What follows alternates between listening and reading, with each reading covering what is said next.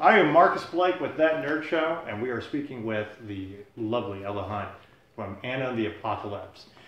So, a musical about the apocalypse. I thoroughly enjoyed it. How did this come to you? Did you just decide that I'm not going to do a regular apocalypse movie, I got to do a musical?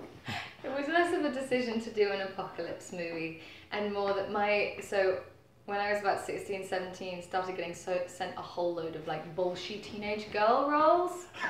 And I was getting so bored of reading them. So bored of seeing these teenage girls who were stuck on their phones. Right. I don't mind films and television shows looking at girls that are on their phones. Like it's honest to some people, but just like it just didn't feel like we were going any further with the teenage experience with a lot of the scripts that I was reading. So my agent sent me the script for Anna and the Apocalypse saying it's a zombie Christmas musical. I know it's weird, but check out Anna, check out Steph, check out Lisa as these characters that are more than that. And I was immediately attracted to it. I was attracted to it for the boldness of the idea. I was attracted to it because Anna is an awesome character to get to play. And I was attracted to it because although it was all those things, it seemed like it had heart too. Right. Well, I think it turns it on its head about a regular teenage rom-com where, like you said, it's not a romance story. No, not at all. She doesn't ride off into the sunset with a boy. Spoiler, but I'm so proud of it. We won't completely spoil the movie because I think everybody should watch this leading up to Christmas. But the ending is very satisfying and great. Good. A little bit of girl power there. Now, weapons training. I know when people kind of prepare for roles like this, there's a little bit of training involved. Did you kind of go through that? We had no time. Really? We made this film on a very, very indie budget, and thus had very little time for rehearsals. I had come straight from shooting another movie to fight training for my first night of fight training and getting into the shooting process of Anna, and met with Emma Claire Britlin, our incredible fight coordinator, and she was like, before I give you the candy cane, I need to let's do some like more like in-body stuff. Show me how you throw a punch. And I threw one and I laughed at myself, and I threw another and I laughed at myself, and I kept laughing at myself. To the point where she was like, I'm just going to send you home and you need to start ghost boxing, basically. You need to be throwing punches at yourself in the mirror until you believe in yourself as this fighter. Go home and watch the Rocky movies. I was sent home to watch Sigourney Weaver and Alien. Okay, you got nerd credit by just saying that. That's a good choice. Thanks. Absolutely. And she was total inspiration for the role.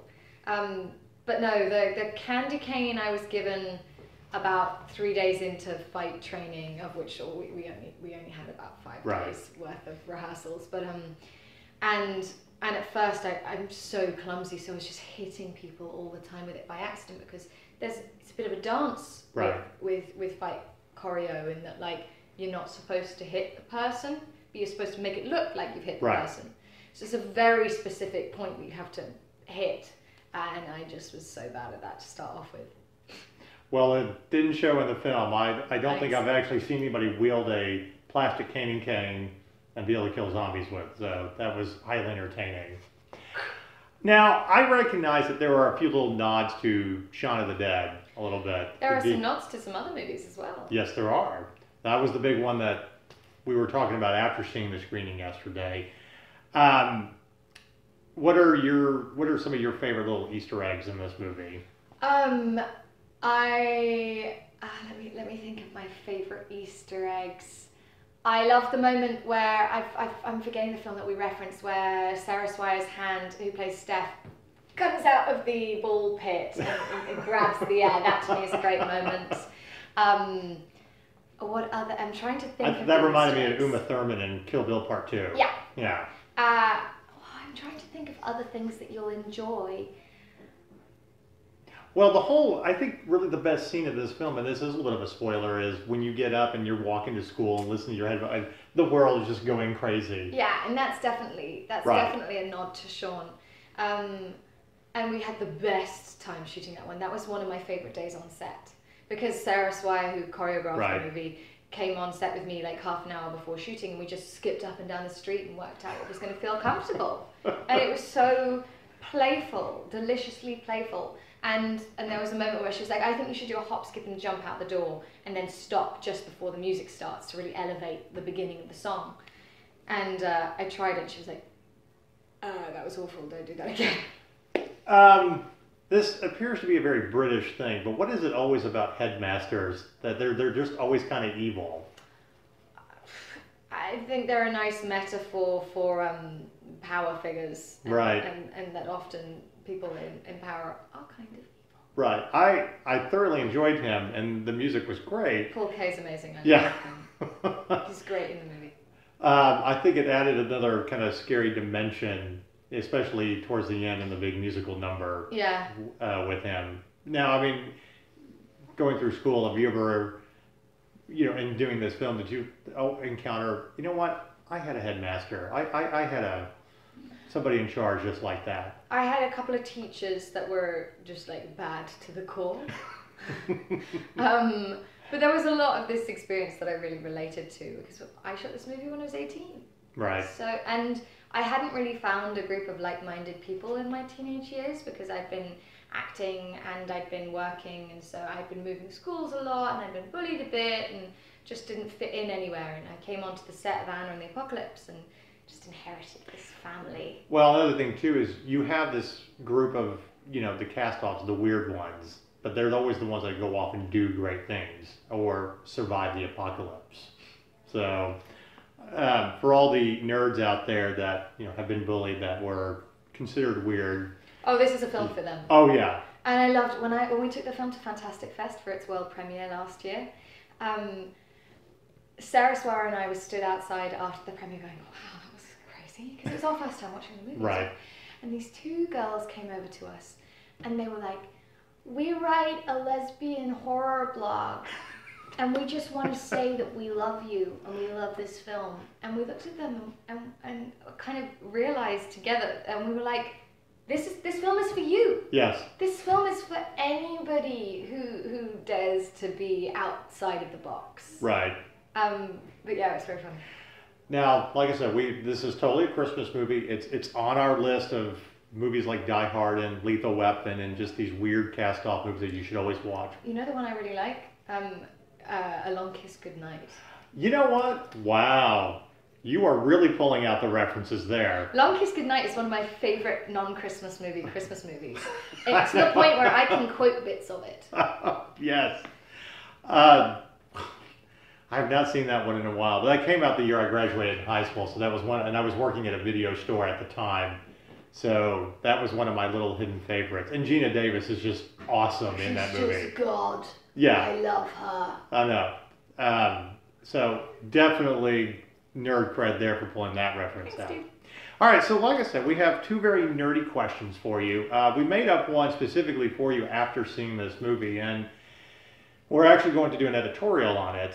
You're really building up this question. I am. I'm building it up. Because it's about music in the apocalypse. I feel like after watching this movie, everybody should have a go-to song for the apocalypse that really defines you and how you would get to the apocalypse.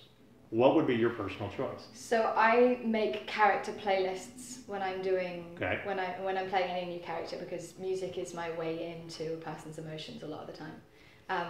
And with Anna, obviously there were a lot of songs that were from the movie that I was listening to, because they're basically Anna's internal dialogue, the songs. But my song to get me jigged up before a big fight was Owl Nation's Sail. Oh, okay. Sail! Yeah.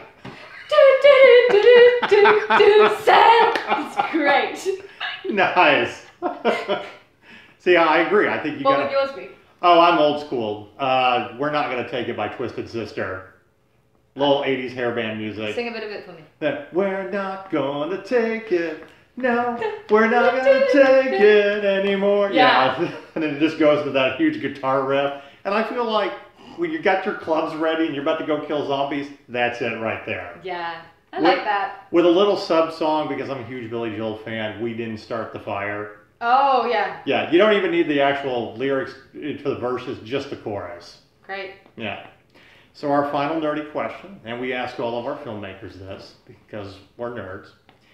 If you could have a weapon of choice or a superpower to fight the forces of evil, what would that be for you? God. That's the hardest question you're going to get because there's so many out there that you have to think about. John McPhail always says when he's talking about what his weapon of choice would be in fighting zombies that he'd have a chainsaw. It's just like everything's immediately sort of Right. a chainsaw. But I feel like chainsaws break on you a lot. I'm trying to think of my ideal weapon or power of choice. So many options. So many. I'd love to be able to shapeshift. I'd love to be like one of those animals that can disguise themselves into different Nice. backgrounds and landscapes. So I think that would be very cool. Oh wow! I mean, we've never. But I'm an actually- actor. Shape-shifting is intriguing to me. Yeah, we've never actually gotten that answer before. We get a lot of flying and teleporting and all that. but I the was trying to go for something that might be a bit original, but I feel like shape-shifting is something that people want to do. Oh yeah, absolutely. I mean, who wouldn't want to shapeshift? It'd be so cool. I know. I agree. All of a sudden, I just like blend in with the couch. On the leather couch. It'd be so cool. I feel like we're starting what the sequel should be to Anna and the Apocalypse, where she becomes a shapeshifter. That would be so rogue. I'm totally down. So rogue.